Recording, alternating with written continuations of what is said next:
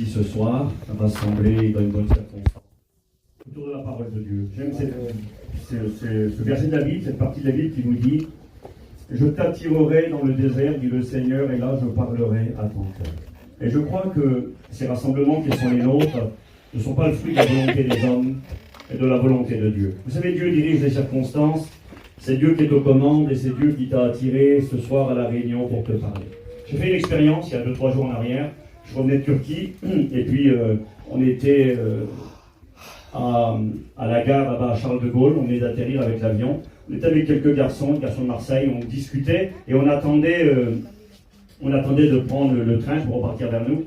Et puis là, j'ai partagé une expérience avec l'un des garçons qui était là. J'ai expliqué qu'un jour, je prenais l'avion pour aller faire une réunion en Corse. Et puis, comment Dieu a dirigé, j'en parle dans les détails, comment Dieu a dirigé dans l'avion. Je me suis retrouvé assis à côté d'une dame, que je ne connaissais pas évidemment. Cette dame, je lui ai juste dit bonjour, par politesse. J'ai dit bonjour madame, elle m'a dit bonjour monsieur, et fini. Je suis resté assis à côté d'elle. J'avais l'idée d'aller m'asseoir avec les autres garçons qui étaient au fond. Et puis, cette dame, elle m'a regardé, elle m'a dit monsieur, vous êtes pasteur? J'ai dit oui, je suis pasteur.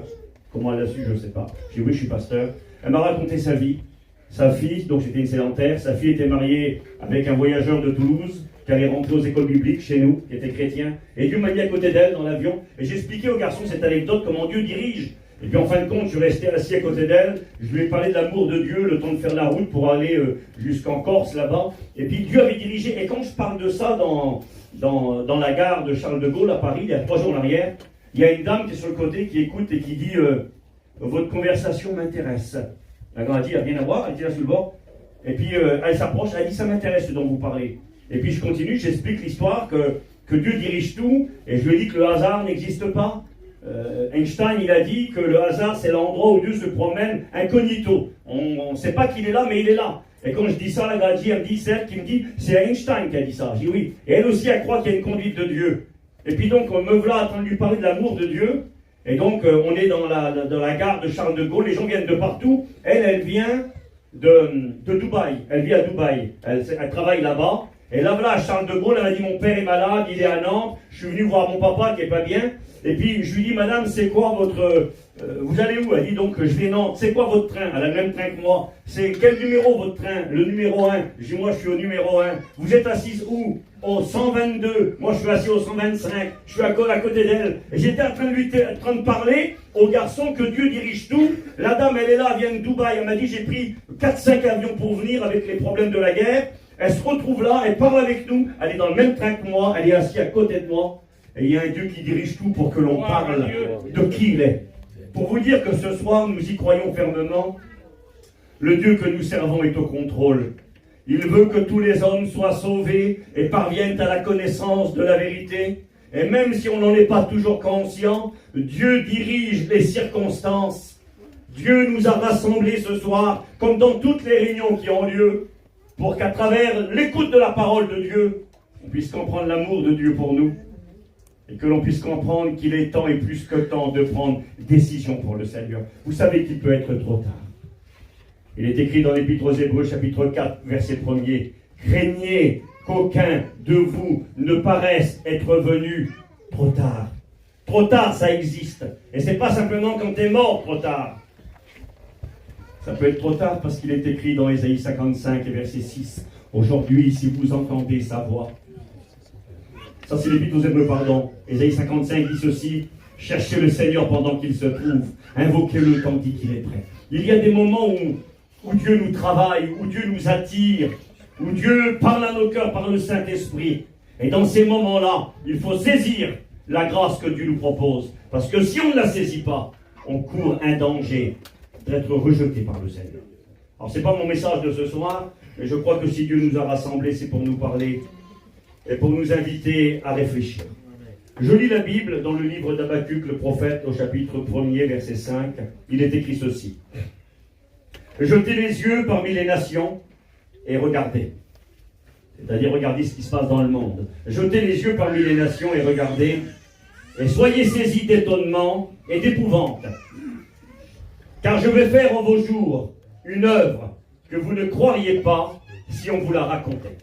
Le Seigneur parle par la bouche du prophète, parle aux hommes, parle en particulier au peuple d'Israël, Et il lui dit, je relis le texte, regardez ce qui se passe, jetez les yeux parmi les nations et regardez, c'est-à-dire regardez ce qui se passe sur la terre. Et soyez saisis d'étonnement et d'épouvante.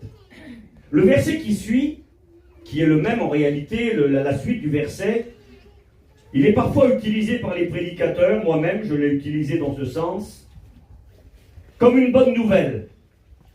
Parce que la fin dit, je vais faire en vos jours une œuvre que vous ne croiriez pas si on vous la racontait. Et nous on prend ce verset et on dit aux gens, et c'est vrai ce que l'on dit, on dit que ceux qui se tournent vers Dieu, Dieu est capable de faire dans leur vie quelque chose que même si on leur racontait, ils ne pourraient pas y croire. Plusieurs ici pourraient témoigner ce soir, moi y compris, lorsque j'ai donné ma vie à Jésus, si on m'avait dit ce que Jésus allait faire de ma vie, ben, je n'y aurais pas cru.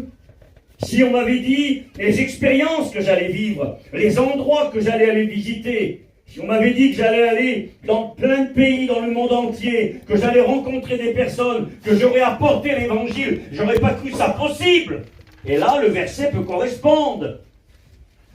Je vais faire en vos jours une œuvre que vous ne croiriez pas si on vous la racontait. Et c'est vrai, Dieu est capable de faire avec la vie de chacun d'entre nous des choses que l'on ne peut même pas imaginer et concevoir. Mais dans le contexte, quand le prophète Habacuc dira cette parole, il ne parle pas d'une bénédiction. Il ne parle pas d'une vie que Dieu va transformer et dans laquelle Dieu va faire des choses extraordinaires. Dieu il est en train de dire ici, je vais faire en vos jours quelque chose que vous ne croiriez pas, même si on vous la racontait. Il est en train de parler d'une catastrophe. D'une catastrophe.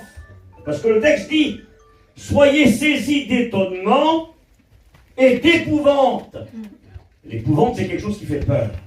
Et Dieu il est en train de dire par la bouche du prophète qu'une époque arriverait où des choses prendraient place au niveau mondial qui aboutirait à une catastrophe, à un cauchemar que les hommes ne peuvent même pas imaginer. Et nous croyons, pour nous qui lisons la Bible, que cette époque dont parle le prophète, une époque qui serait de l'inédit, du jamais vu, dans le pire, dans le mal, dans la gravité, arriverait sur la terre à la fin des temps. Et nous croyons, pour nous qui lisons la Bible, que c'est de l'époque dans laquelle nous vivons aujourd'hui que le Seigneur parle. Je vous lis un autre verset. Je vais vous parler un petit peu du retour du Seigneur ce soir, de Jésus. Jésus a dit, j'aime le lire le verset, parce que nous avons dans nos réunions des gens qui sont accoutumés aux réunions, et puis d'autres qui ne sont pas habitués. Mais j'aime lire ce verset qui pour moi est un bonbon dans ma bouche, excusez-moi l'expression, quelque chose de bon qui me réjouit, qui régale mon cœur. Cette parole de Jean, chapitre 14, verset 1er, Jésus parle à des cœurs qui sont troublés. Jésus venait d'annoncer à ses disciples qu'il allait mourir. Il va leur dire, vous ne verrez plus mon visage.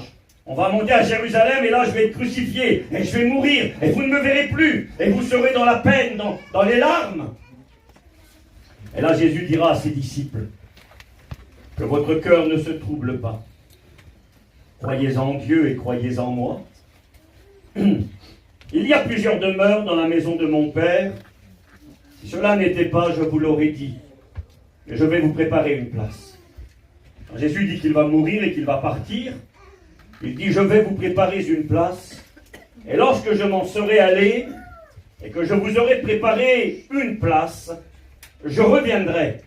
Et je vous prendrai avec moi, afin que là où je suis, vous y soyez aussi. Et là, nous avons l'un des 20 versets de la Bible, l'un des 20 passages du Nouveau Testament où Jésus annonce qu'il reviendra un jour prendre ceux et celles qui croient en lui. Jésus qui est la vérité, Jésus n'est pas un menteur. Il a dit dans Jean 14, verset 6, qu'il était le chemin, la vérité et la vie. Eh bien, ce Jésus a promis à 20 reprises, à travers son enseignement, à travers ses paraboles qu'il a utilisées parfois, il a promis qu'à la fin des temps, il reviendrait. Et nous avons 319 versets dans le Nouveau Testament qui parlent de cette vérité, à savoir le retour de Jésus-Christ, et 1520 versets dans l'Ancien Testament. Donc nous avons dans la Bible, à foison, tout au long de la Bible, depuis l'Ancien Testament jusqu'au Nouveau, de grands nombres de versets qui nous enseignent qu'à la fin des temps, Jésus reviendra. vous dire quelques mots sur le contexte dans lequel il reviendra. Beaucoup ici sont accoutumés à écouter la parole, et ce que je vais leur dire, ça ne sera rien de nouveau. Mais ce que j'aimerais surtout vous partager ce soir, c'est ce que Dieu demande de nous devant le message. Le fait de savoir que Jésus revient, c'est quelque chose que tout le monde doit savoir. Tout le monde doit être informé. Jésus a dit qu'il reviendrait et qu'il prendrait avec lui ceux qui ont cru en lui et que c'était pour eux le sujet d'une consolation et d'une espérance. Que votre cœur ne se trouble pas, que votre cœur ne s'alarme pas. Croyez en Dieu, croyez aussi en moi, dit Jésus. Je vais revenir vous prendre et je vous prendrai avec moi. Alors, le contexte dans lequel Jésus reviendra, nous le connaissons. J'aimerais juste faire un petit survol avec vous et vous parler un petit peu de ce qui se passe aujourd'hui. Tout à l'heure, je regardais sur mon téléphone un petit message que j'ai reçu et ça m'a plu. Regardez ce que disait le petit message. Il disait, ceux qui lisent les journaux, alors je ne vais pas vous en parler beaucoup, je vais vous citer 2 ou 3 articles de presse de maintenant. Mais le petit message disait, ceux qui lisent les journaux savent ce qui se passe dans le monde. Et le verset que nous avons lu dans Habakkuk, il dit, regardez, jetez un regard sur les nations, regardez ce qui se passe, soyez saisis d'étonnement et d'épouvante, car car quelque chose de terrible va arriver. Et si on vous le racontait, vous n'y croiriez pas, quelque chose d'invraisemblable. Et je vous promets que c'est vrai. Il y a quelque chose qui vient sur le monde, qui sera quelque chose que l'on ne peut pas décrire. Et c'est valable dans les 2 réalités. En bien comme en mal. Il y a quelque chose, il y a une époque de carnage, de terreur, d'horreur, de misère qui vient sur la terre qu'on ne peut même pas imaginer. On peut regarder des documentaires sur la Deuxième Guerre mondiale, on peut regarder les camps de la mort, les camps de concentration, tout ce qui s'est passé de terrible dans le monde, dans l'histoire des hommes. La Bible déclare qu'il y a une époque de détresse, a dit le Christ, qui va venir sur le monde, tel que le monde ne l'a jamais connu et ne le connaîtra plus jamais. Il y a quelque chose de terrible dans l'horreur qui arrive, du jamais vu. Mais en même temps, il y a quelque chose de glorieux qui arrive, que le monde n'a jamais vu.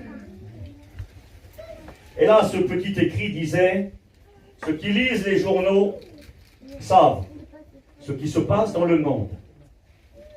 C'est pas mauvais de lire les journaux, de s'informer. Mais ceux qui lisent la Bible savent et comprennent pourquoi ces choses arrivent. C'est pas pareil, hein. Ceux qui lisent les journaux savent ce qui se passe dans le monde. Mais on ne comprend pas tout le temps. Mais c'est ici le petit texte là. Mais ceux qui lisent la Bible, et c'est ce que nous faisons, savent et comprennent pourquoi ces choses arrivent, car toute écriture est inspirée de Dieu. À travers la lecture de la Bible, nous comprenons. Vous savez, je ne suis pas forcément content de la situation mondiale actuelle, et je vis dans le même monde que vous. On est dans le même bateau qui s'appelle la planète Terre, et aujourd'hui, le bateau planète Terre va très mal, vous le savez. C'est pas la révélation. Vous allez chez vous, là, vous montez dans l'auto, vous appuyez sur France Info, vous allez écouter eh bien, ce que moi j'entends, et vous arrivez vers vous, vous regardez la télévision, je sais pas, moi je fais pas de promotion pour la télévision, mais quelles que soient les chaînes d'information, et puis ce soir en rentrant, vous allumez, on va vous parler de la guerre en Iran, avec Israël, avec les Américains, qui engendre des conséquences mondiales. On s'en rend compte un petit peu pour l'instant. On va au pompis, on met du gasoil, on paye 2 € le litre. Et puis il y a 10 jours en arrière, c'était 1,60 €. Il y a eu une augmentation de 40 centimes. C'est ça que nous on a vu. Et il faut comprendre qu'il y a plus qu'une augmentation de 40 centimes. On va vous parler d'une guerre en Iran, avec Israël et les Américains. On va vous parler un petit peu moins, parce qu'actuellement c'est l'Iran qui est sous les projecteurs, mais on va vous parler de la guerre en Ukraine, avec les Russes, qui dure depuis maintenant des années, et Israël qui est en conflit, aujourd'hui avec le Liban au nord, en conflit avec le Hamas à Gaza, en conflit avec plusieurs nations autour d'eux. On parle de ça à la télévision. Et ma question est celle-ci. Est-ce que la Bible parle de ça ? Est-ce que la Bible parle de ce qui se passe actuellement dans ces nations ? Moi, je viens de la Turquie. Et quand j'étais en Turquie, la Turquie a des pays frontaliers avec l'Iran. Les frontières se touchent. Quand on est parti, certains ont dit de nous qu'on était insensés d'aller dans un pays avec frontières, avec ce pays qu'est l'Iran, et qui aujourd'hui envoie des missiles sur tous les pays qui l'entourent. Vous avez écouté à la télévision, hein ? Les missiles sont envoyés sur l'Arabie Saoudite, sur tous les pays qui l'entourent, et on ne sait pas ce que ça va produire, ce qui arrive aujourd'hui. Les gens sont dans l'incertitude. J'ai l'impression, moi, quand je lis la Bible, Jésus va résumer à travers quelques paroles la situation qui est la nôtre aujourd'hui. Dans l'évangile de Luc, au chapitre 21, Jésus parle de son retour. On lui posera la question, quel sera le signe de son retour et de la fin des temps. Et puis, pour faire simple, et Jésus dira en particulier, au verset 25 de l'évangile de Luc, chapitre 21, Jésus dira, « Sur la terre, il y aura de l'angoisse chez les nations, qui ne sauront que faire au bruit de la mer et des flots. Les hommes rendront l'âme de terreur. » La traduction Parole de vie dit, les hommes vont mourir de peur. Et les hommes vont mourir de peur dans l'attente de ce qui surviendra pour la terre, car les puissances des cieux seront ébranlées. Alors, on verra le Fils de l'homme venir, le retour du Christ, sur une nuée avec puissance et une grande gloire. Quand ces choses commenceront à arriver, redressez-vous et levez vos têtes, parce que votre délivrance approche. Amen. Et là, Jésus continue et il dit, il leur dit une comparaison, voyez le figuier et tous les arbres, dès qu'ils ont poussé, vous savez en vous-même, en regardant, que l'été est proche. De même, quand vous verrez ces choses arriver, sachez que le royaume de Dieu est proche. Je vous le dis en vérité, cette génération ne passera pas, que tout cela n'arrive. Le ciel et la terre passeront, mais mes paroles ne passeront pas. Jésus va dire, ma parole est certaine, ma parole est la vérité. Le ciel et la terre seront un jour détruits, roulés comme un livre, détruits par le feu, consumés. Mais ma parole est la vérité. Ma parole est éternelle. Cette génération qui verra ces choses arriver ne passera pas, que le royaume de Dieu ne vienne. Ce que j'aimerais vous dire, ce verset-là, il y aura sur la terre de l'angoisse chez les nations. C'est-à-dire le monde entier sera impacté. Alors, je vais vous dire la vérité, ce verset m'a un petit peu cassé la tête. Un petit peu embêté parce que je ne comprenais pas vraiment. De l'angoisse chez les nations qui ne sauront que faire au bruit de la mer et des flots. Alors je me suis posé la question, je dis Seigneur, de l'angoisse chez les nations, je comprends, la terre entière dans l'inquiétude qui rend l'âme de terreur dans l'attente de ce qui va arriver, dans l'incertitude de demain, dans la demi-heure qui suit, dans la semaine qui suit ce qui va arriver. Le monde sera dans l'incertitude. Mais le verset, il dit au bruit de la mer et des flots. Alors ça m'embêtait un peu, mais je disais comment ça, on aura peur de la mer, on aura peur des vagues, on aura peur de quoi? Et puis bien quand tu lis dans les prophètes, dans l'Ancien Testament, il est précisé qu'est-ce que c'est que la mer et les flots. La mer et les flots, la Bible parle du mugissement des nations, semblable aux flots de la mer. Et pour faire simple, la mer et les flots dans la Bible représentent les nations du monde entier, qui sont agitées comme la mer. Vous savez, la mer, elle est tranquille, et puis en 2 secondes, le vent se lève, et les petites vagues commencent, et ça devient de grandes vagues, et ça peut devenir des grands tsunamis. Et quand la Bible parle du bruit de la mer et des flots, elle est en train de parler de ce bruit qui va se lever à travers les nations du monde.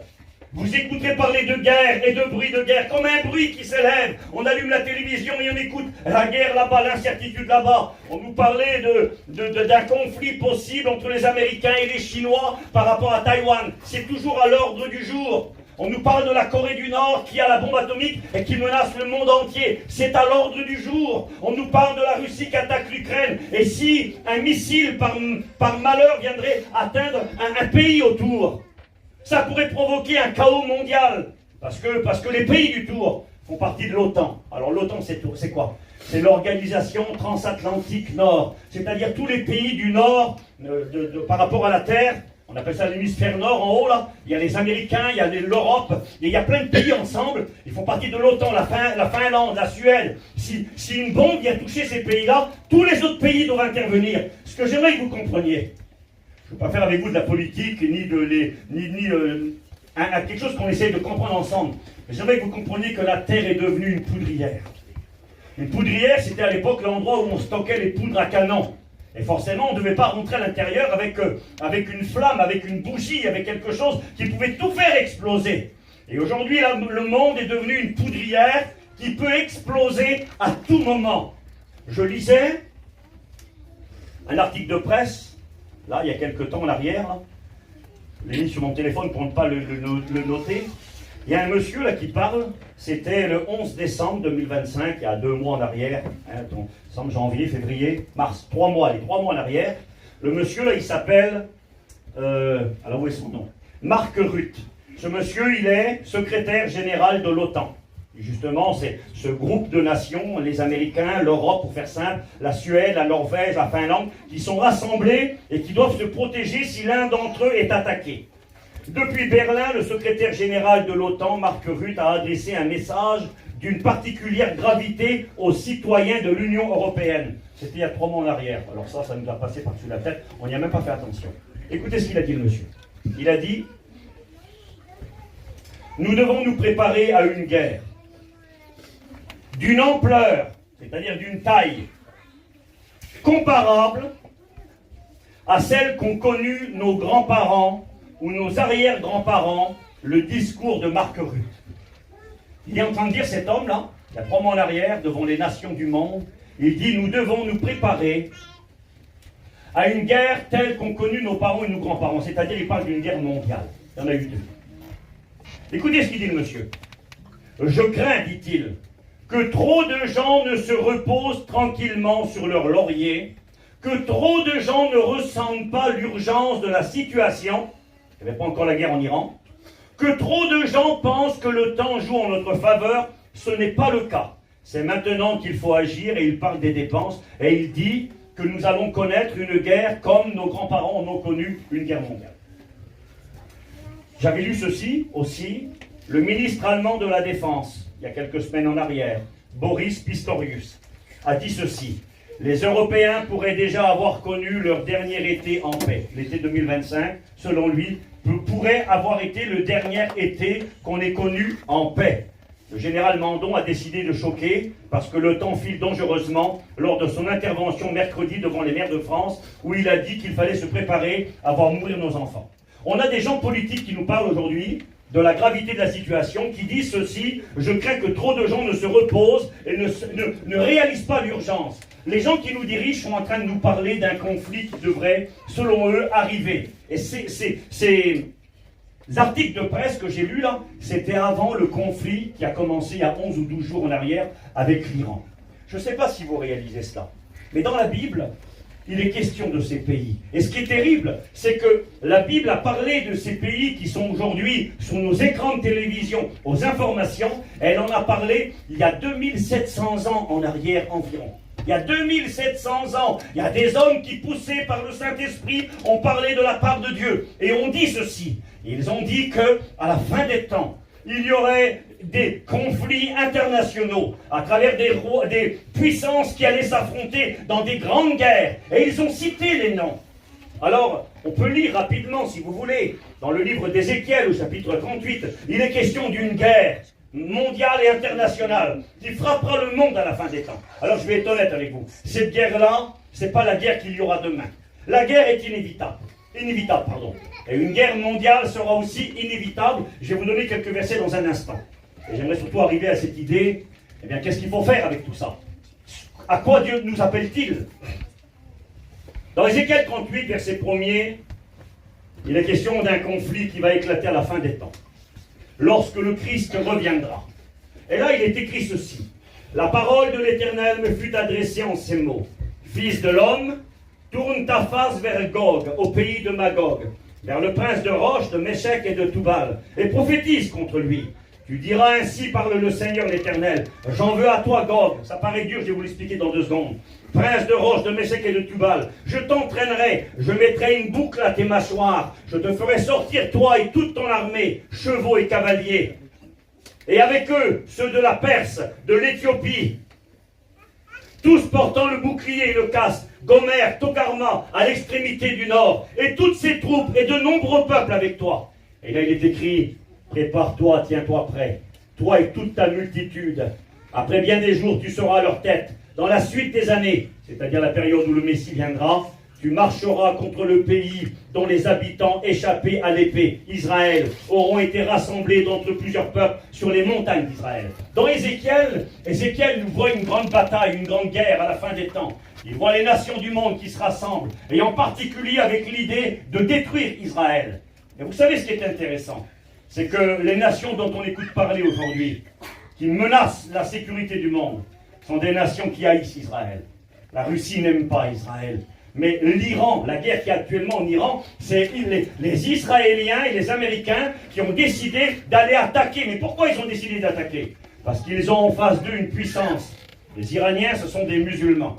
Ils ont une particularité, il y a deux groupes chez les musulmans. Il y a les sunnites et les chiites. Et ce groupe-là, qui est le deuxième, est un groupe qui se prépare à la destruction d'Israël. Sur leurs missiles, c'est écrit « Mort à Israël ». Ils enseignent depuis presque 40 ans qu'il faut détruire Israël. Je m'excuse de ce que je vais dire. Ils disent qu'Israël est une tumeur cancéreuse qu'il faut enlever de la terre. Il faut les détruire. Ils veulent exterminer le peuple juif. C'est marqué dans Ésaïe 83 que les nations de la terre vont se liguer ensemble avec un plan.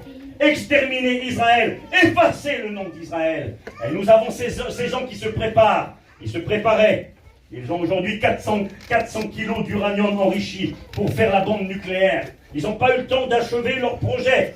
Il y a quelques mois en arrière, Israël a tué les grands hommes de science qui étaient en train de travailler à l'élaboration de la bombe atomique. Et là, ils continuaient. J'ai même écouté encore aujourd'hui que les Américains, Israël, veulent bombarder une montagne à 100 mètres de profondeur. Ils sont en train de travailler à faire la bombe atomique. Et ces gens-là qui se préparaient à détruire Israël, Israël a pris le devant avec les Américains. Ils sont allés attaquer il y a 12 jours en arrière. Quand vous lisez vos Bibles, Ézéchiel 38, il est question d'un personnage qui s'appelle Gog au pays de Magog, prince de Roche, Méchec et Toubal. Gog, ça veut dire montagne élevée, orgueil. Et il est écrit que cette région, à l'époque biblique, se trouve à l'extrême nord d'Israël. Tu prends une carte du monde où il y a Israël, tu regardes à l'extrême nord là-bas, et tu vas trouver la Russie. Le prince de Roche, Méchec et Toubal. Les experts en langue ancienne ont dit ceci. Roche est devenu Russie, Méchec est devenu Moscou, et Tubal est devenu Tobolsk, la capitale de la Sibérie. J'en veux à toi, tu viendras de l'extrême nord d'Israël. Il y a 2000 ans en arrière, un homme qui s'appelait Flavius Joseph, qui était un serviteur de Dieu, un sacrificateur qui lisait la Bible, disait déjà à l'époque, on ne les appelait pas les Russes à l'époque, le nom est venu plus tard, on les appelait les Scythes. C'était un peuple qui vivait dans les steppes du Nord, entre la mer Noire et la mer Caspienne, la Russie d'aujourd'hui. Il les identifiait il y a 2000 ans. Et il y a 2700 ans, la Bible nous dit qu'à la fin des temps, le peuple qui viendra de l'extrême nord d'Israël, le prince de la Russie, de Moscou et de Tobolsk, descendra accompagné de la Perse. La Perse, c'est l'Iran. Ils ont changé de nom il n'y a pas très longtemps en réalité, à l'échelle de l'histoire. Ils ont changé de nom il y a 100 ans environ, après la Deuxième Guerre mondiale. À l'époque de la Deuxième Guerre mondiale, on les a appelés l'Iran. Vous savez ce que ça veut dire l'Iran? L'Iran, ça vient du mot arien, la race aryenne. Vous avez écouté parler de ça pendant la guerre. Les Iraniens ne sont pas des Arabes. Des fois on dit c'est des Arabes, ce n'est pas des Arabes. Ce sont des Ariens, la race supérieure. Et ces gens-là, ils se prennent pour la race supérieure. Et les Ariens ont une haine du peuple juif. Ils veulent détruire Israël. Et sans faire trop de détails, la Bible nous annonçait, il y a 2700 ans, qu'à la fin des temps, on écouterait parler de la Perse, l'Iran, qu'ils seraient accompagnés des puissances russes et qu'ils interviendraient dans un conflit pour essayer de détruire le peuple juif, le peuple d'Israël. Et cette guerre-là, en réalité, pour être honnête avec vous, je n'ai pas le temps d'en parler trop longtemps, cette guerre-là, c'est la fameuse bataille d'Armageddon d'Apocalypse 16, verset 16. Il est écrit que les rois qui sont à l'orient du fleuve Euphrate, l'Euphrate c'est un grand cours d'eau qui prend sa source en Turquie là-bas, qui passe par l'Arménie, qui traverse l'Irak, la Syrie, et qui va finir s'échouer à côté de l'Iran. Et les peuples qui sont à l'est, à leur tête, il y a l'Iran. Ce que j'aimerais que vous compreniez, c'est qu'il y a des centaines d'années, les hommes de Dieu inspirés, poussés par le Saint-Esprit, ont donné les noms des dirigeants du monde qui, à la fin des temps, allaient menacer le monde et allaient aboutir à une guerre mondiale avec la tentative de détruire le peuple juif. C'est ce qui était en train de se préparer sous nos yeux. Vous savez, les gens ont rigolé pendant longtemps quand ils lisaient la Bible. Ils se disaient, mais jamais ça n'arrivera.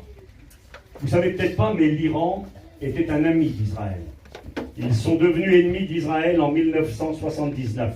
Vous écoutez parler aux informations qu'il y a un homme aujourd'hui là que certains voudraient mettre à la tête de l'Iran, à la place du gouvernement musulman intégriste qui dirige. On l'appelle le fils du Shah d'Iran. Le Shah d'Iran était l'homme qui dirigeait l'Iran, la Perse. Il était l'ami d'Israël, l'ami des Américains. En 1979, il a été mis à la porte de son pays, il a dû fuir aux États-Unis. Et puis, les musulmans intégristes ont pris le pouvoir. Et depuis, la haine est vue. Mais avant cela, on n'aurait jamais cru. Quand on lisait la Bible, on aurait dit un jour les Iraniens vont attaquer Israël. Les gens auraient rigolé. Ils auraient dit mais c'est impossible. Aujourd'hui, ce que j'aimerais que vous compreniez, c'est que le scénario de la Bible, qui a été écrit il y a 2700 ans, aujourd'hui on voit devant nos yeux que c'est réalisable. On voit que ces nations dont parle la Bible, qui joueraient un rôle dans le cadre d'une guerre internationale, c'est de eux qu'on écoute parler aujourd'hui. Alors je vais être honnête avec vous, je vous l'ai dit. Je ne crois pas que ce qui arrive aujourd'hui va aboutir à cette guerre-là maintenant. Nous avons aujourd'hui une répétition de l'histoire. Nous avons aujourd'hui un scénario qui montre au monde que ce que dit la Bible se réalisera tôt ou tard. Mais ce que j'aimerais vous dire aussi, c'est que ce vers quoi nous allons, ce qui se passe actuellement, vous écouterez parler de la course à l'armement. Je regardais le budget militaire du monde des nations. 2900 milliards a été utilisé pour augmenter les stocks d'armes, de munitions, d'avions, de bombes, de missiles. La France se prépare plus que jamais. Nous avons 300 têtes nucléaires en France. Macron veut arriver à 600. Nous avons les Allemands qui n'avaient plus d'armée depuis la Deuxième Guerre mondiale. Après ce qui s'était passé avec Hitler et les nazis, ils ne voulaient plus d'armée. Ils ont changé d'idée l'année dernière. Aujourd'hui, on se prépare. On a les dirigeants du monde qui nous disent qu'on devrait rentrer en guerre avec la Russie si rien ne change d'ici 2 ans, maximum. Ils parlaient de 2029, ils sont descendus à 2028. Le monde se prépare. Alors, je ne dis pas que ça va avoir lieu, mais je ne sais pas. La Bible dit, regardez parmi les nations. Regardez ce qui se passe. Soyez saisis d'étonnement et d'épouvante, car quelque chose d'extraordinaire va arriver. Et il semblerait que les gens sont comme dans l'illusion. Ils sont comme hypnotisés. Ils ne se rendent pas compte. Je vous l'ai dit. La seule chose qu'on se rend compte, nous, c'est quand on va au pompiste et qu'on paye le litre de gasoil 50 centimes plus cher. Là, on se dit, il y a quelque chose qui tourne pas rond.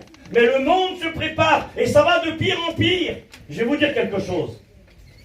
Je le dis avec beaucoup d'humilité et avec beaucoup de simplicité. Je prêche l'évangile maintenant depuis une trentaine d'années. J'ai commencé à prêcher l'évangile en 1995, au mois de janvier. Et puis, ce message concernant le retour du Seigneur m'a saisi. J'avais écouté Bahalo à l'époque, en 1997. J'étais encore en prison. Et j'ai écouté Bahalo prêcher, 1996, pardon. J'ai écouté Bahalo prêcher sur le retour du Seigneur. Il avait fait à l'époque une série de réunions à Nantes, pendant 2-3 réunions. Et quand je l'ai écouté prêcher, ça a touché mon cœur. Alors je me suis mis à lire, à étudier, à écouter mes professeurs, à apprendre. Et le temps a passé. Et depuis une trentaine d'années, je regarde les prophéties, je regarde la Bible. Et je prêche que Jésus va revenir. Comme les anciens l'ont prêché. Mantz a prêché le retour de Jésus. Le Cossack a prêché le retour de Jésus. Jimmy, notre président, a prêché le retour de Jésus. Paillon et tous les hommes de Dieu qu'on a eus ont prêché le retour de Jésus. Et certains pourraient dire ce soir, ben Steve, oui, tu viens de le dire, ça fait 80 ans que la mission prêche le retour de Jésus, Jésus n'est pas revenu. J'aimerais vous dire que nos anciens ne se sont pas trompés. Et que plus le temps a avancé et avance, plus on se rend compte que ce qu'ils nous ont appris est en train de s'accomplir devant nos yeux.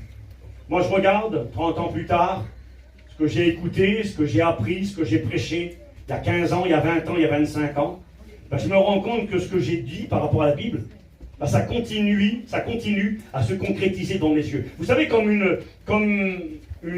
une carte de route ou comme un GPS, tu vas dans un pays, là, allez, 100 km, tel pays, et puis avant on marquait sur les... Quand on allait dans des pays, on utilisait les cartes de route, on marquait le nom des pays qu'on allait traverser. Et au fur et à mesure que tu avances, ben, tu voyais le nom des pays défiler.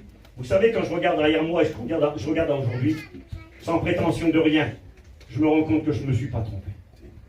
Que ce que je disais il y a 15 ans, il y a 10 ans, eh bien ça a fait que s'accomplir de plus en plus et de plus en plus. Et aujourd'hui, on est arrivé au bout de la route.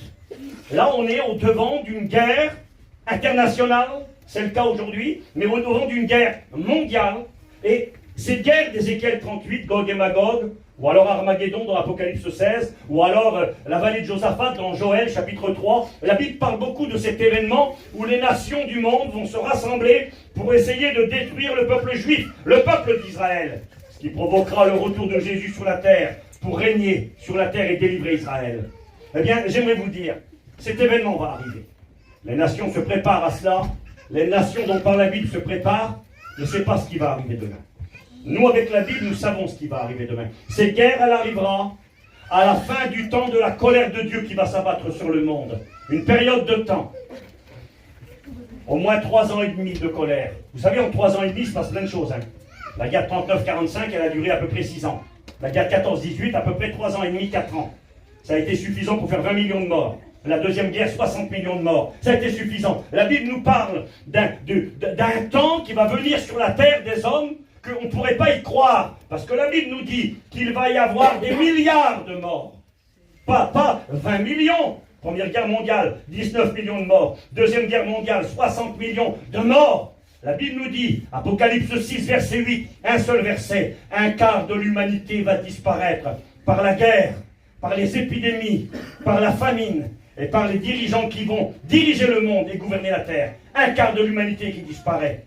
Apocalypse 9, verset 13, une autre guerre qui éclate, une guerre nucléaire. Et là, il est question d'un tiers de l'humanité qui disparaît par la fumée, par le feu et par le soufre. Juste les 2 versets, 4 milliards de morts.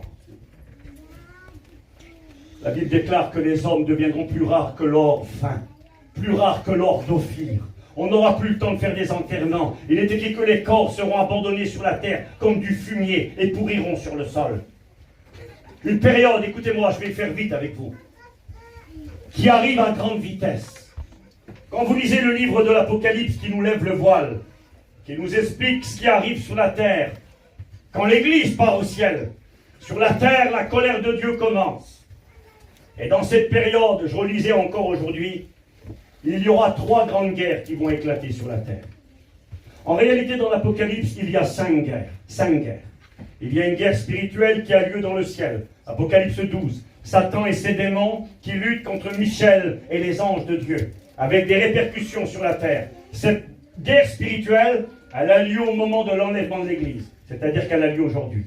Il y a une guerre spirituelle et c'est pourquoi le combat fait rage. C'est pourquoi que d'être un chrétien, il faut être un homme, il faut être une femme. Parce que le combat est important et il y a beaucoup d'opposition, beaucoup de troubles dans nos pensées, beaucoup d'attaques telles des flèches qui viennent enflammer nos cœurs. Le combat est difficile aujourd'hui. Combat spirituel, combat moral, combat contre les puissances de Satan. Il est écrit dans Éphésiens 6 que nous n'avons pas à lutter contre la chair et le sang, mais contre les principautés, les dominations, les esprits méchants dans les lieux célestes. Et il y a un combat énorme aujourd'hui. Ça, c'est l'une des guerres de l'Apocalypse, une guerre spirituelle. Il y a une guerre à la fin du monde. Il y aura un jour la fin du monde. C'est-à-dire que la terre sur laquelle nous vivons aujourd'hui, un jour sera détruite par le feu, dira l'apôtre Pierre. Et Jésus a dit qu'elle va passer, qu'elle sera détruite. Dans l'Ancien Testament, le prophète dira qu'elle sera roulée comme un livre, qu'elle est comme un homme ivre qui titube et qui tombe, comme une cabane qui chancelle et qui est en train de se détruire à cause du péché. Et il y aura un jour une fin du monde. Mais la fin du monde, c'est pas pour demain. Jésus va venir régner sur cette terre pendant 1000 ans. Et il y aura donc à la fin de ces 1000 ans une dernière guerre. Satan et les nations du monde se révolteront contre le Christ. Dernière grande guerre. Mais dans le moment où l'Église part au ciel, et le moment où Jésus revient sur la terre pour régner, il y a 3 guerres qui vont se manifester sur la terre. Je vous demande quelques minutes d'attention. La première guerre sera une guerre mondiale. Apocalypse 6, versets 2 et 3. Il est écrit « Je viens cavalier, monté sur un cheval rouge ». J'ai regardé le mot rouge, qu'est-ce que c'était exactement?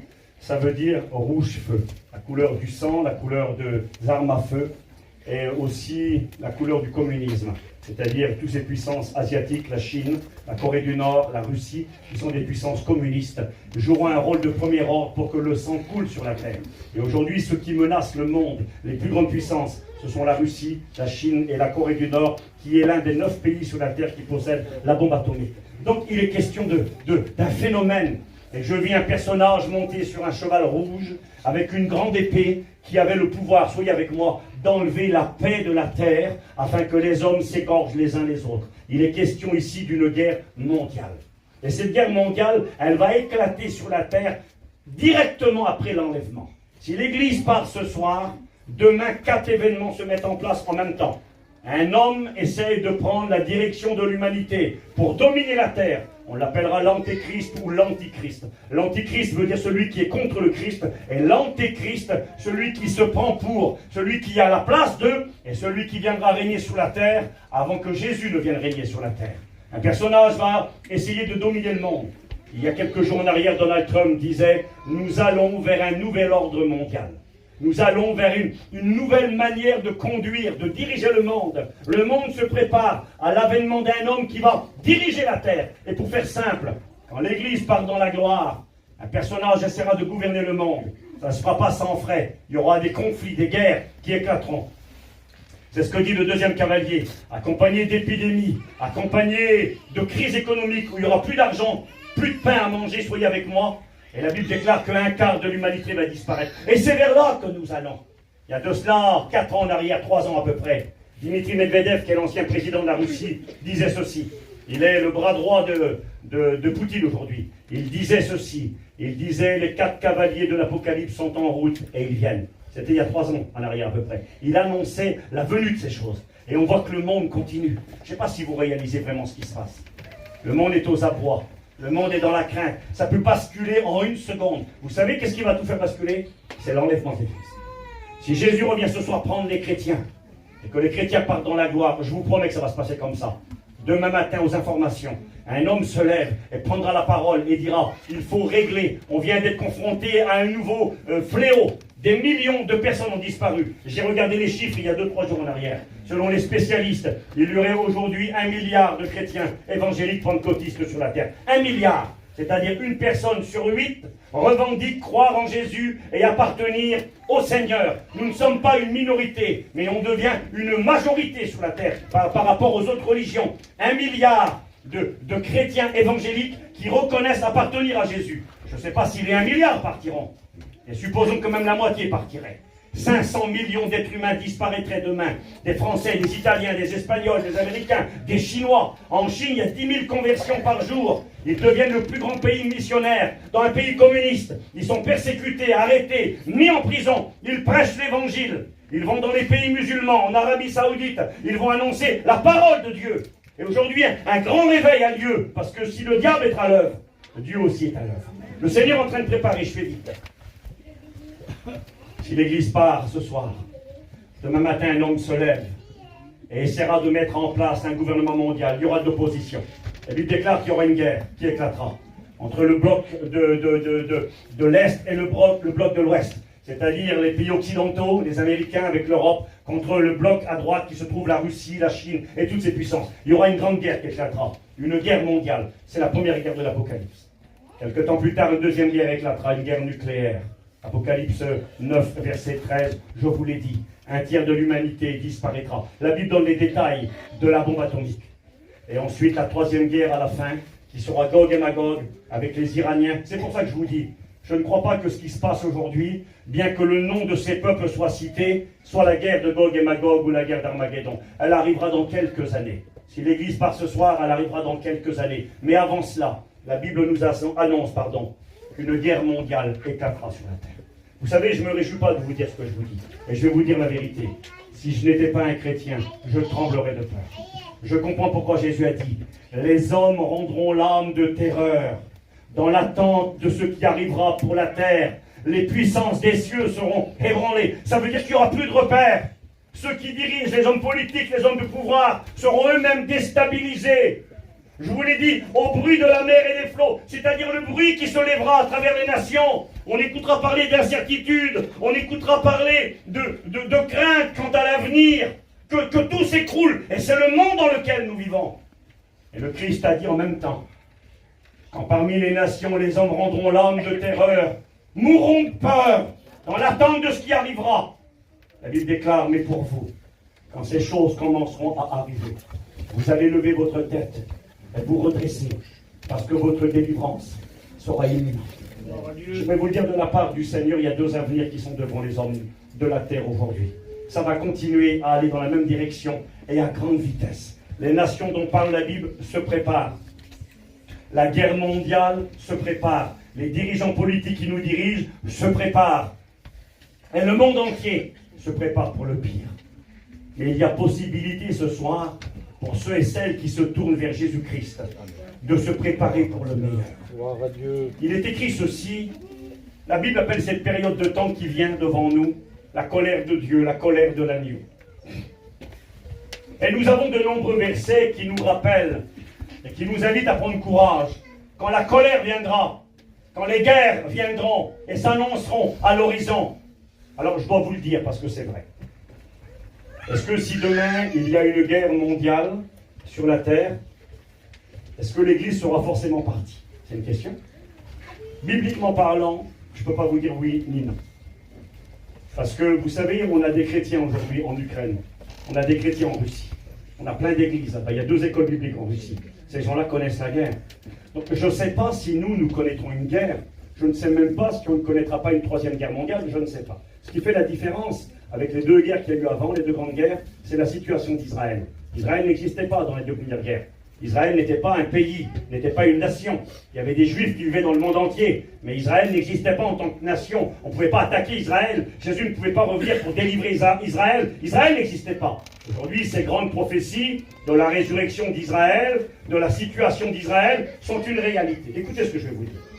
Je ne sais pas s'il y a une guerre demain mondiale, si l'Église sera forcément partie. Je ne sais pas ça. Je n'ai pas le droit de le dire parce que je ne le sais pas. Par contre, ce que je sais, c'est que si l'Église part, il y aura après une guerre mondiale. Alors est-ce que ça sera la 3e guerre? Est-ce que ça sera la 4e guerre? Je ne sais pas. Je crois dans mon âme que ça sera la 3e guerre mondiale. C'est ce que je crois. Mais maintenant, je ne dois pas tricher, c'est pas écrit. C'est pas écrit dans la Bible qu'avant l'enlèvement, il n'y aura pas une guerre mondiale. C'est pas écrit. Mais il semblerait, quand on lit la Bible, que la Bible parle en particulier au moment de l'enlèvement, elle parle d'un temps où les gens seront dans l'insouciance, où les gens seront consacrés à leurs affaires, le travail, acheter, vendre, bâtir, construire, planter des arbres, marier les enfants. Un temps d'une certaine insouciance, un temps de prospérité matérielle. C'est le temps qui est le nôtre aujourd'hui. Et je crois quand même que la Grande Guerre mondiale, la 3e, je crois qu'elle viendra après l'enlèvement. Mais je ne peux pas affirmer à 300%. Je n'ai pas le droit. Parce qu'on ne sait pas. Mais normalement, bibliquement parlant, il y aura, et ça c'est sûr, une grande guerre après. Est-ce qu'il se prépare aujourd'hui? Est-ce que c'est la grande guerre qui vient? Ben peut-être. Peut-être. Et ça devrait nous amener à réfléchir à quoi? Et je vais finir avec ça. Ce qui m'a interpellé en méditant ces textes concernant le retour du Seigneur, parlant de ce monde dans lequel nous sommes aujourd'hui, qui continue à nous dire tous les jours, ça arrive, ça arrive, ça arrive, ça arrive. Il faut qu'on prenne conscience que c'est une réalité. Vous savez, quand Jésus est venu sur la terre il y a 2000 ans, ceux qui devaient attendre le Christ, le Messie, étaient le peuple d'Israël. Et vous savez, la tragédie, c'est quoi? Jésus est venu il y a 2000 ans, selon les prophéties. Il a accompli plus de 300 prophéties. L'une d'entre elles disait quand il allait venir et qu'il allait mourir sur une croix crucifiée. Daniel chapitre 9 verset 25 à 27. C'était annoncé que Jésus viendrait. Quand, à quel moment et comment il finirait sur la croix. Écoutez-moi, il est écrit dans Jean chapitre 1 verset 12. La parole est venue chez les siens, mais les siens ne l'ont pas reçue. Ils ont loupé le rendez-vous, le peuple d'Israël.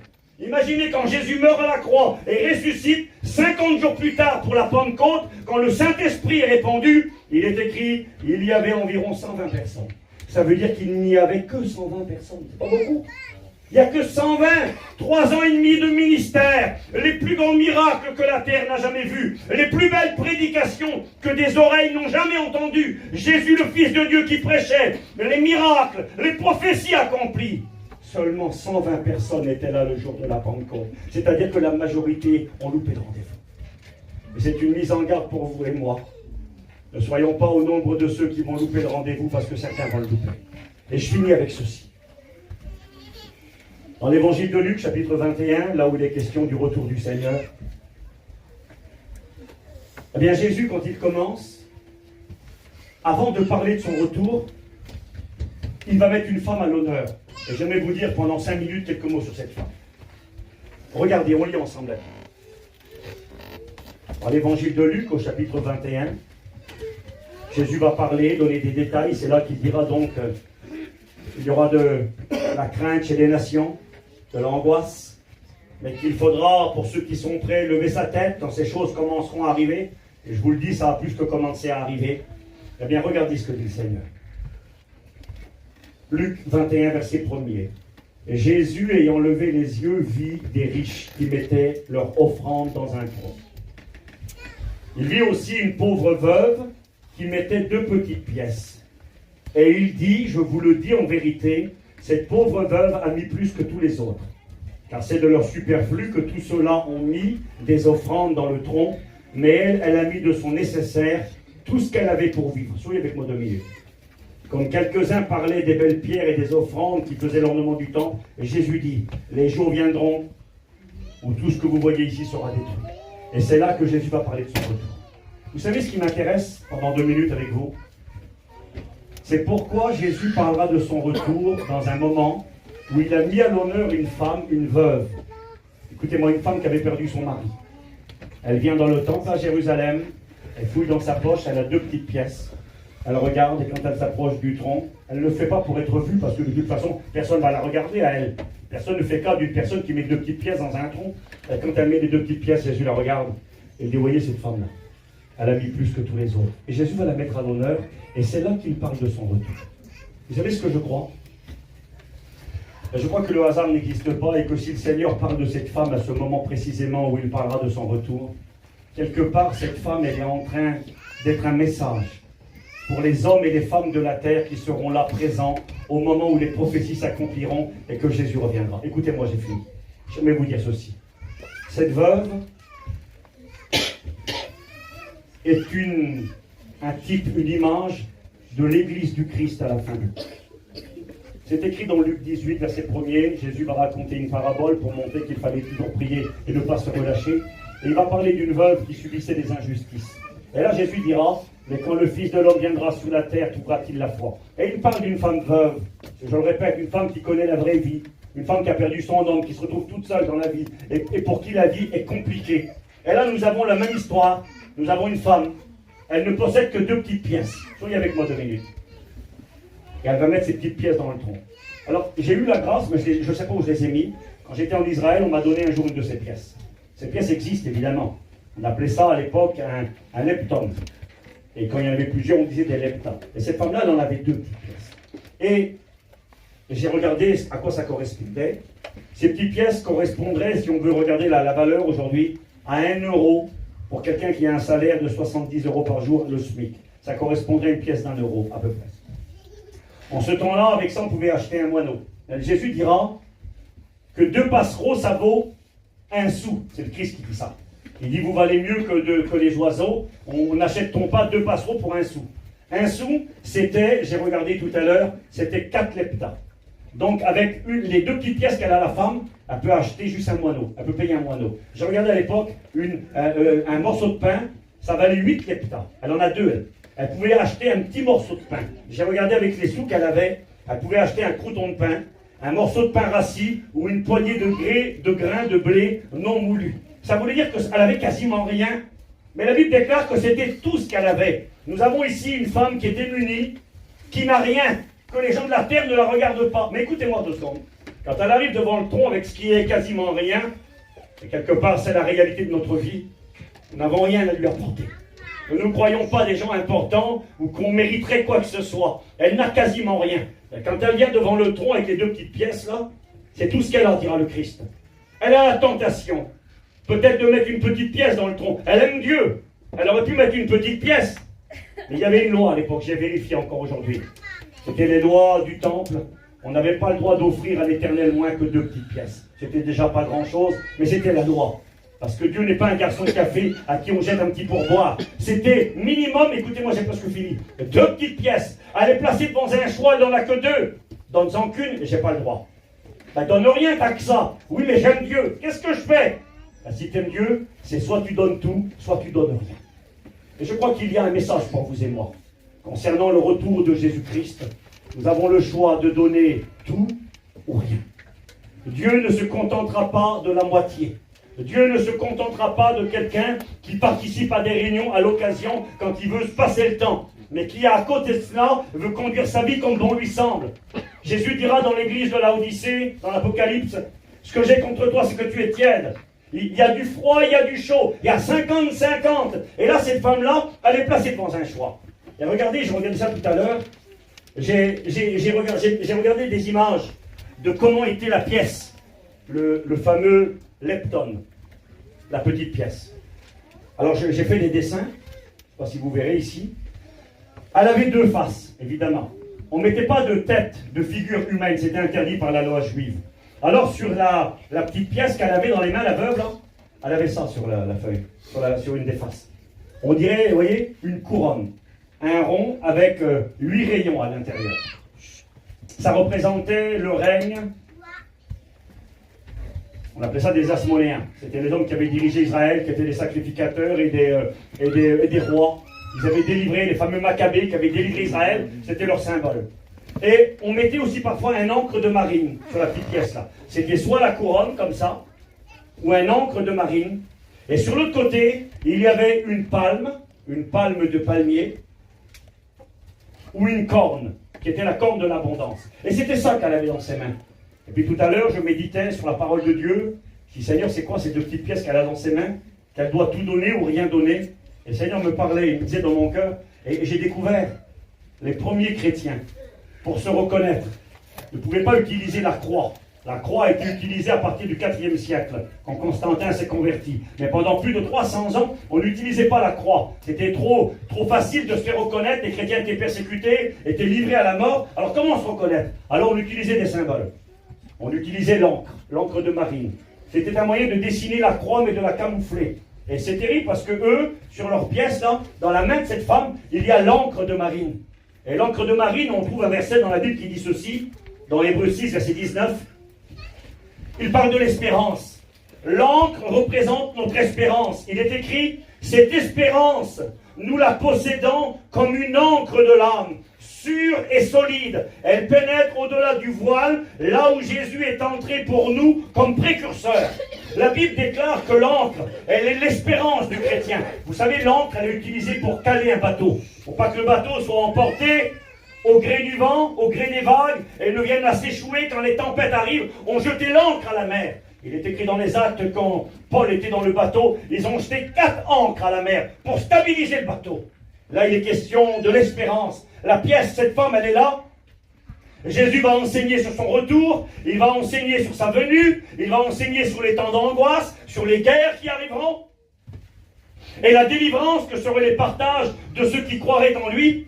Et il va prendre une femme qui a dans la main une pièce, avec une encre de marine, représentant la foi, l'espérance de ceux qui se confient en Dieu, qui leur donne de la stabilité dans les temps les plus difficiles. Vous savez, le monde aujourd'hui, il tremble. Le monde a peur de demain, a peur de ce qui va arriver, a peur du chaos, des guerres.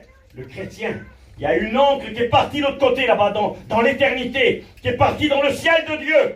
C'est Jésus de Nazareth. Et cette encre qui est là-bas, elle nous donne de la conviction, elle nous donne de la sécurité et de l'espérance. Une encre, on ne la voit pas. Elle est là dans le fond de l'eau, mais elle stabilise. Le Christ, il est dans le ciel, nous ne le voyons pas encore. Mais il nous donne cette garantie. Elle avait cette pièce dans sa main. Et regardez, j'ai fait ce dessin-là volontairement de la couronne. Je reviens de Turquie, je vous l'ai dit, j'y étais la semaine dernière. Et quand vous allez en Turquie, à Éphèse, ou même dans la ville de Laodicée, vous verrez sur le sol, sur les pierres devant les maisons, parfois, vous verrez cette inscription qui se trouvait sur la petite pièce qu'elle avait la veuve dans la main. Une couronne ou une roue avec 8 rayons. Écoutez-moi, je fais vite.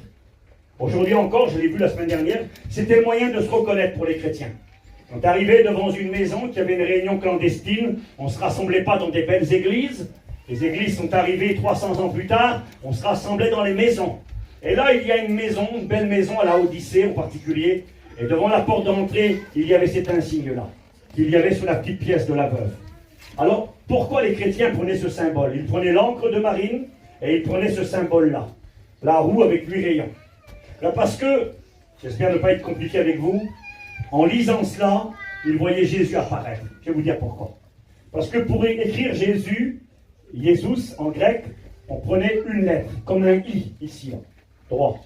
Ça faisait Jésus. Après, la deuxième lettre, c'était Christos. Et pour faire le Christ, le C, le H, on faisait un X. On l'a retrouvé ici.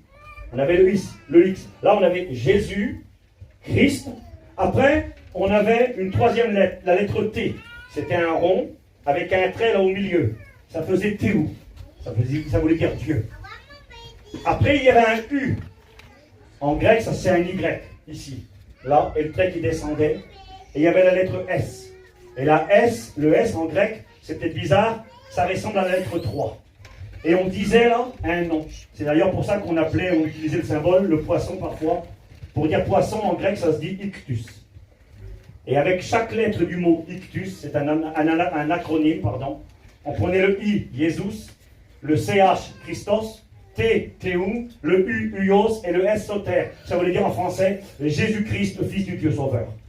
Et quand les chrétiens voyaient ce symbole, ça voulait dire nous croyons que Jésus est le Christ, le Fils du Dieu Sauveur. Et tout à l'heure, j'étais un peu saisi, je ne le savais pas, en étudiant la Bible et en faisant des recherches, j'ai découvert que sur la petite pièce qu'elle avait, la veuve dans sa main, il y avait le même symbole. Jésus-Christ, le Fils du Dieu Sauveur. Tous ceux qui croiront en Jésus-Christ, le Fils du Dieu Sauveur, tous ceux qui auront mis en lui leur espérance, telle une encre qui est partie de l'autre côté du voile et qui garantit que le bateau ne va pas faire naufrage. La deuxième phase de la pièce, je vous l'ai dit et j'ai fini, c'était une palme. Une palme, une branche de palmier. Qu'est-ce que ça représente? Comment ne pas penser à Apocalypse au chapitre 7? Ils ont des palmes à la main. Qu'est-ce que ça veut dire ça? Aujourd'hui, nous avons gardé la pratique. À l'époque biblique, quand les gens avaient des compétitions sportives, ça existait, les marathons, les courses et tout ça, le vainqueur, on lui donnait la palme. Vous avez écouté parler de la palme d'or, ça vient d'où ça? Tiens, il a eu la palme d'or, le meilleur film, meilleur réalisateur, palme d'or, ça vient de la Bible, ça vient de l'époque biblique, ça voulait dire celui qui a remporté la victoire, le numéro 1, le premier, le vainqueur, on lui donnait une palme, ils ont des palmes à la main, ça veut dire ils ont gardé la foi, ils ont remporté la victoire. Et cette petite femme, moi je l'imagine, ces deux pièces dans ses mains, peut-être qu'elle regarde les symboles, la couronne, il y avait la couronne dessus, le diadème, il y avait l'encre, et l'autre côté, il y avait la palme de la victoire ou la corne de l'abondance. Il y avait tout ça. Alors qu'est-ce que tu fais avec ça, petite veuve? Avec ça, tu vas pouvoir acheter un petit crouton de pain. Tu vas pouvoir acheter un morceau de pain moisi ou une poignée de blé. Qu'est-ce que tu fais? Ou alors tu donnes tout pour Dieu. Et là, Jésus va commencer à parler de son retour.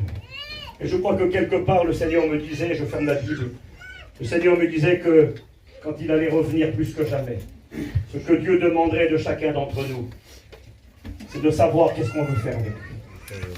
Est-ce qu'on veut garder les pièces? Vous savez, on est comme ça bien souvent. On ne va pas tout garder, parce qu'on ne veut pas aller en enfer, on veut aller au ciel, on veut partir avec Jésus. Alors on est prêt à donner une petite pièce pour le Seigneur. C'est-à-dire donner un petit peu. On n'est peut-être pas prêt à tout donner. Écoutez-moi, j'ai fini.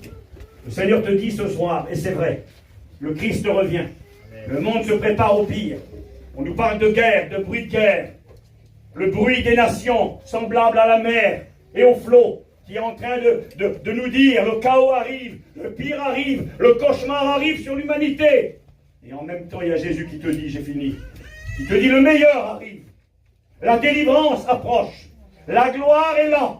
Mais elle sera réservée pour les petites veuves. Qu'est-ce que ça veut dire? Ça veut dire les gens qui auront la vraie vie. Vous savez, un chrétien, il a la vraie vie. Hein. Il a des malades, un chrétien. Un chrétien, il va à l'hôpital. Je m'excuse, un chrétien va au cimetière. Il a la vraie vie. Des gens qui ne seront pas épargnés. La petite veuve n'était pas épargnée. Mais devant le choix, ces deux petites pièces dans la main, qu'est-ce que tu fais? Tu donnes tout ou tu gardes? La moitié, ça ne marche pas. Et je te le dis ce soir de la part de Dieu, on va baisser nos têtes. La moitié, ça ne marche pas. Si peut-être tu as donné la moitié de ta vie à Jésus. Si peut-être que tu as pris une décision, mais tu connais ton cœur, on va baisser nos têtes.